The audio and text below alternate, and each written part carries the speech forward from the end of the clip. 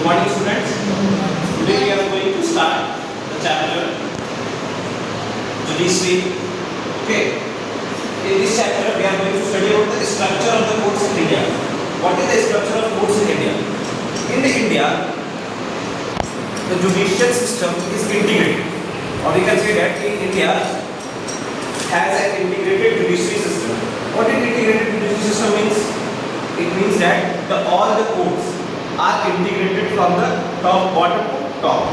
Okay. You can show a diagram here. This is a pyramidal structure, pyramid structure. In the base of the pyramid, the majority of the courts are subordinates, and above that the high courts, and above the supreme court. Okay.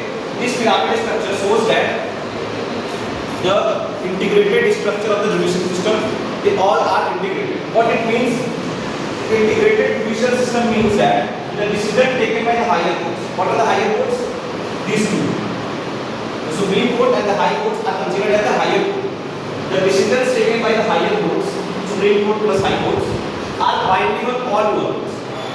All the lower courts are binding to follow the decisions taken by the higher courts. This is the first meaning of the integrated judicial system. Okay. Second meaning that there is an appellate system. A person who is unsatisfied with the decision of the lower court, they can appeal to the higher court. Okay, it is called the integrated system. These two examples, these two features are showing that India has an integrated judicial system. Okay, now come to this pyramid. In India, you will find that in the subordinate courts, the base of this pyramid is showing the number of subordinate courts also. In India, the majority of the courts are the subordinates. Majority of the courts are the subordinates. Okay, they are also known as the district courts and district or tehsil level. These courts are developed or constructed at the district or tehsil level. They hear many kinds of cases.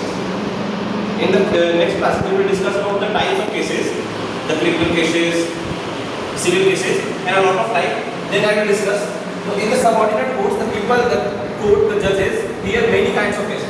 Okay, they all are situated at the district level or the tehsil level or in any town. Mostly in the town. Okay. When the upper court, that is higher court, the higher court is mostly each state has a higher court. Okay. In each state, in the capital of each state, there is a high court available. The present number of the high courts are 25, and it is the highest court of the state. The high court is also considered as the highest court of the state. Okay. Above the high court, there is only one court, that is Supreme Court. And it is only one in the area, and which is situated in the New Delhi, the capital of India. The Supreme Court is situated in the capital of India. Okay. So why the Supreme Court? And Supreme Court is presided by the Chief Justice of the CJI. The CJI is the Chief Justice of India that presides the Supreme Court. Okay. Supreme Court.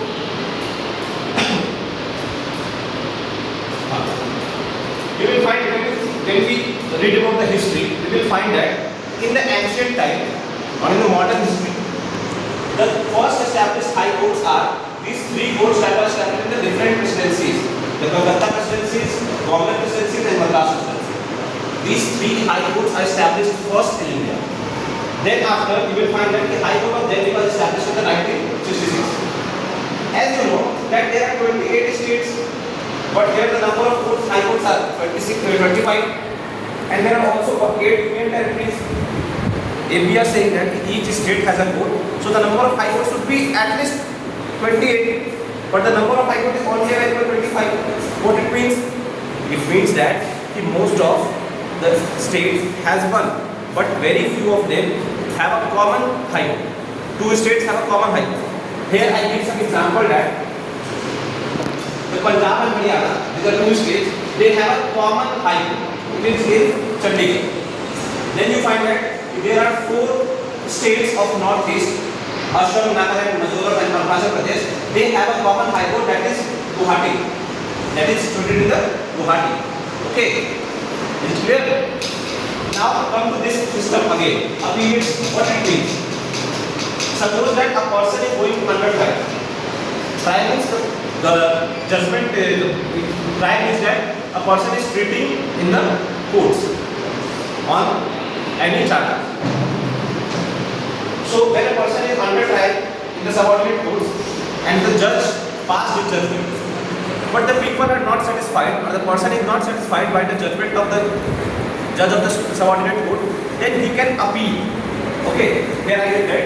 It means that a person can appeal to a higher court if they believe that the judgment passed by the lower court is not just. If they feel that it is not, the justice is not delivered, and if the decision is not just, so he can appeal to the upper courts. Okay, a person can appeal to the high courts. If they are not satisfied with the judgment of high courts, then they can appeal to the Supreme Court.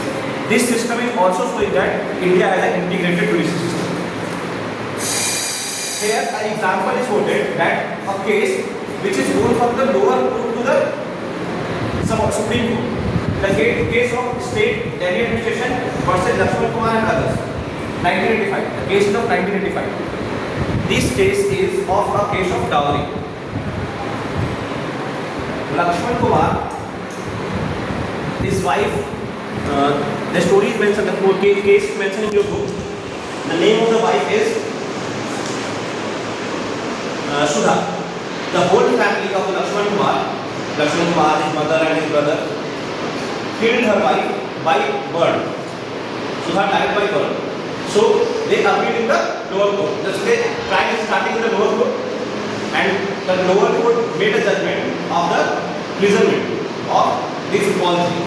They found them guilty and gave them a imprisonment. But they appealed to the Supreme High Court. Higher court acquitted them. In the absence of some evidence, the High Court gave the decision that the peoples are acquitted. Lakshman, Shakuntala, his mother, and Subhash, his brother, were acquitted. But we all know about that. In the case of dowry, a people has died, a person has died. So the people, some person are responsible. So the group of the Indian Federation of Women Lawyers, they filed a case, a appealed case in the Supreme Court, and Supreme Court found that the person, the Lakshman Kumar and his mother, found guilty, and they are sending to the life prison to the life, and in the absence of some evidence, his brother Subhash was acquitted. Okay, so this is a simple, the first example that shows that a case can go from a lower court to the Supreme. Okay, are you getting my points?